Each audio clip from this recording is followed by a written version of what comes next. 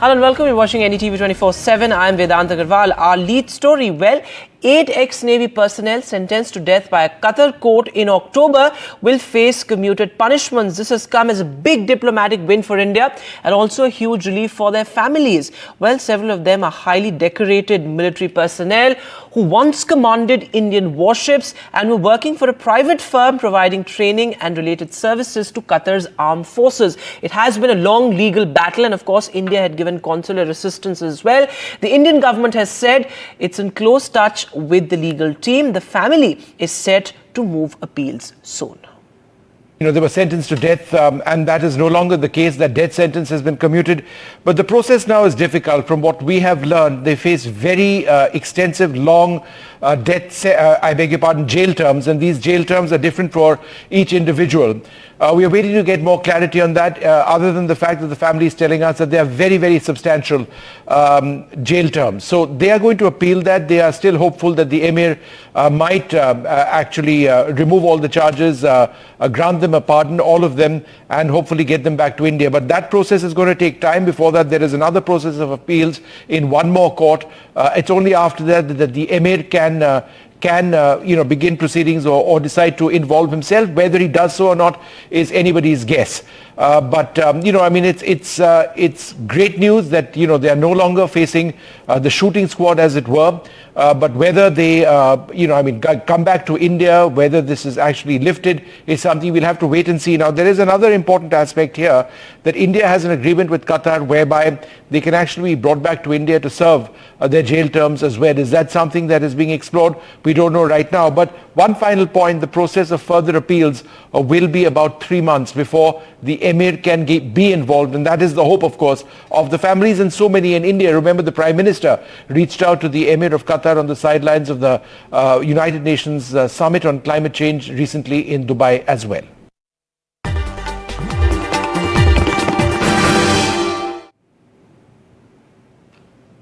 And well, our special focus, all the infrastructure push in the temple town, which is now in a flux. In less than a month from now, the Ram temple will see a glittering opening attended by a host of top dignitaries led by the Prime Minister. In the past 6 months, the once sleepy temple town has undergone a massive makeover, not only at the site of the temple construction, but also across the town. In fact, the Prime Minister will be visiting Ayodhya on Saturday, and he's set to inaugurate the airport and the railway station as well.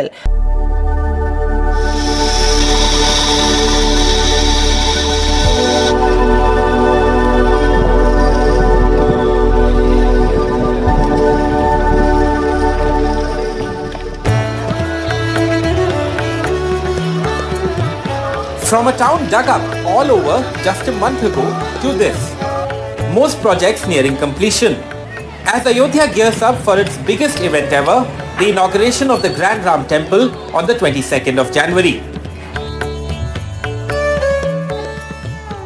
Before that, Prime Minister Modi will be visiting the town this Saturday to take stock of preparations.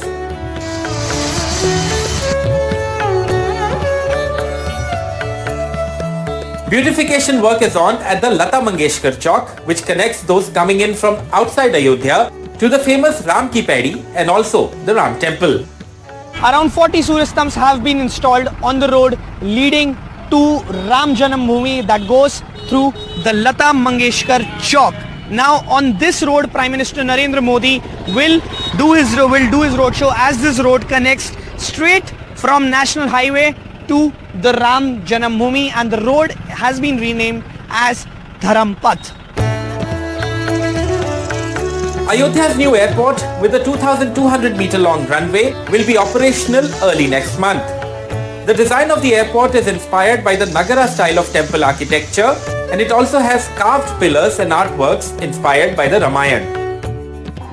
Prime Minister Narendra Modi will inaugurate the Maryada Purushottam Shri Ram International Airport on the 30th of December. And not just a new airport, but the city will also see a new railway station.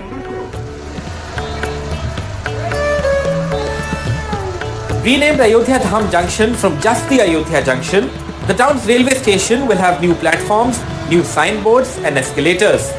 The facade of the railway station has been built along the lines of the Ram temple. The new building of Ayodhya station is 144 meter long and 44 meter wide. In terms of height, it stands around 11.7 meters high and also has a green building with rain harvesting facility.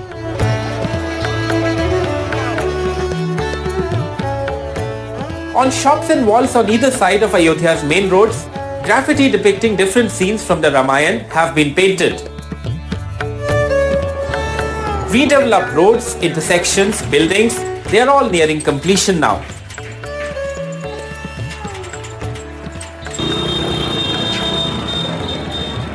The makeover of the city is only getting faster as the date inches closer. Every corner of the city is being refurbished. With camera person Vineet Kumar Verma, Tanish Punjabi for NDTV.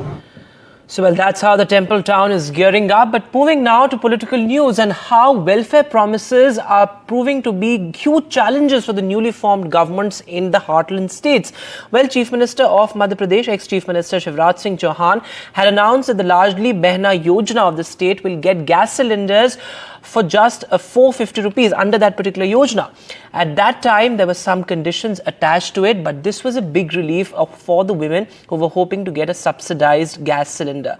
Why is it proving to be such a big challenge for the government now? Anurag Dwari has this report. Gas cylinders at just rupees 450 per unit, a key promise of the BJP along with much hyped Ladli Behna scheme in Madhya Pradesh, credited with a resounding victory for the party in the state, but now the scheme appears to be unraveling. Many beneficiaries like Sashi Gavde from Bhopal, who has a family of 5, say the only time she got a subsidy was right before the announcement of the MP polls at the beginning of October. Since then, it's been a long wait. Cylinder कितने में मिल रहा है आपको? वही 910 910 रुपए में। एक बार subsidy आई थी आपको? सितंबर में आई थी, उसके बाद नहीं आई, उससे पहले भी नहीं आई, बहुत टाइम से नहीं आई। कितने महीने में सिलेंडर खाली होता है अक्सर आपके? ये 1 महीना 10 दिन में हो जाता है, मतलब हर महीने 920 रुपए दे रहे हैं। Poonam works as a labourer. She also got 460 subsidy, but only once. Ladli Behna का जो फॉर्म आपने भरा उसका पैसा बराबर आ रहा है? हाँ, बराबर आ रहा है। अच्छा, आपको वादा किया गया था कि लाडली बहनों को 450 में गैस सिलेंडर मिलेगा? हाँ, तो एक ही बार आया, उसके बाद कोई नहीं आया। रक्षाबंधन के बाद आया था, फिर नहीं आया। 450 पे एक ही बार आया। क्यों नहीं आया, कुछ वजह? नहीं, ये मुझे नहीं मालूम। On October 6, just before the implementation of the Code of Conduct in MP, a total amount of rupees 219 crore were transferred to the accounts of 32,62,000 subsidized gas cylinders beneficiaries. Now a political war has broken out over the issue. 450 रुपये मोदी की guarantee है। मोदी की guarantee थी कि मध्य प्रदेश में जो वचन आए हैं, जो घोषणा पत्र हुआ, पूरा होगा। एक भी अभी तक पूरा नहीं हुआ। नया मंत्रिमंडल बना है आज, शायद पहली कैबिनेट में करे, ऐसे आशा है। विधानसभा में माननीय राज्यपाल महोदय के अभिभाषण के समापन पर जवाब देते हुए माननीय मुख्यमंत्री जी ने स्पष्ट कहा था कि संकल्प पत्र हमारे लिए गीता की तरह पवित्र है, रामायण की तरह पवित्र है और संकल्प पत्र में जो भी वादे हमने किए हैं उन्हें हर हाल में हम पूरा करेंगे। तो इसके बाद कुछ और सोचने की आवश्यकता ही नहीं। This is the Sankalp Patra of the BJP, also known as Modi's guarantee. On page number 9, it's clearly written that the beneficiaries of the Ujjwala Yojana and Ladli Behna will get gas cylinder for rupees 450. Government sources are now saying that a demand has been placed before the finance department and the money will be given as soon as it is received, but nobody is saying when. In Bhopal, with camera person Rizwan Khan and Amritanshi, Anurag Dwari for NDTV.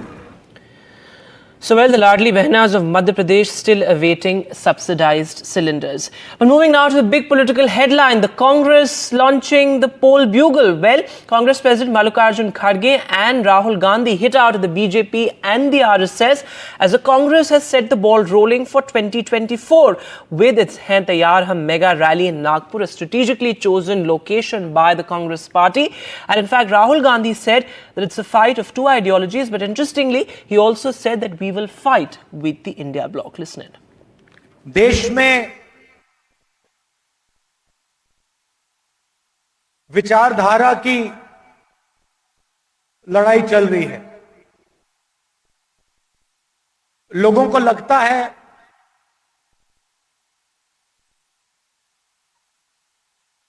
कि राजनीतिक लड़ाई है, सत्ता की लड़ाई है, वो है।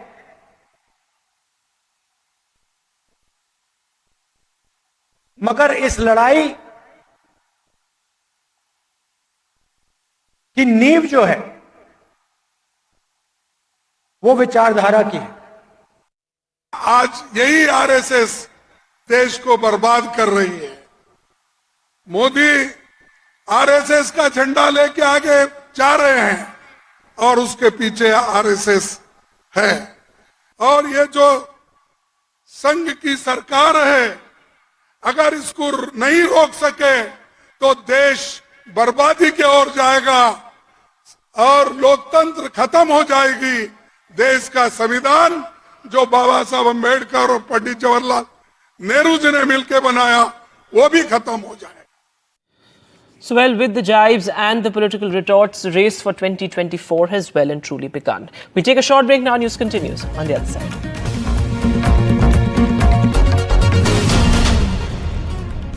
Well, a viral video that has sent shockwaves in Jaipur of a 25-year-old woman being run over, and what has now emerged is that she became the victim of a drunken altercation that she was actually trying to defuse, after which she was run over. Absolutely shocking there. Harsha Kumari Singh has this report.